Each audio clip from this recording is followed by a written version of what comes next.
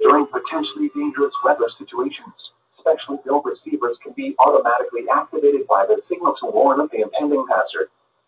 Tests of the signal and receiver's performance are normally conducted by the National Weather Service between 11 a.m. and noon each Wednesday. If there is a threat of severe weather, the test will be postponed to the next available good weather day. Reception of this broadcast, and especially the warning alarm tone, will vary at any given location. This variability, normally more noticeable at greater distances from the transmitter, can occur even though you are using a good quality receiver in good working order. The warning alarm tone will be activated for hazardous watches and warnings for the following counties: Allen, Auglaize, Defiance, Hancock, Harding, Logan, Mercer, Paulding, Putnam, Shelby, Van Wert, and Wyandotte.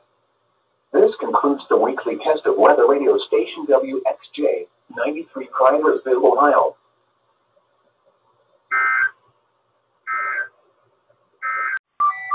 Friday, west 45 to 10 miles an hour.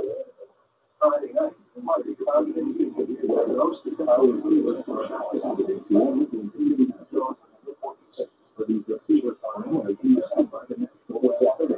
Morning is cloudy and humid, and again, shower. Morning was just a few hours from now. This will be postponed because the hot and the low will be with us.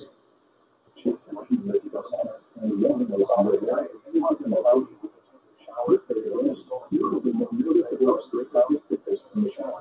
The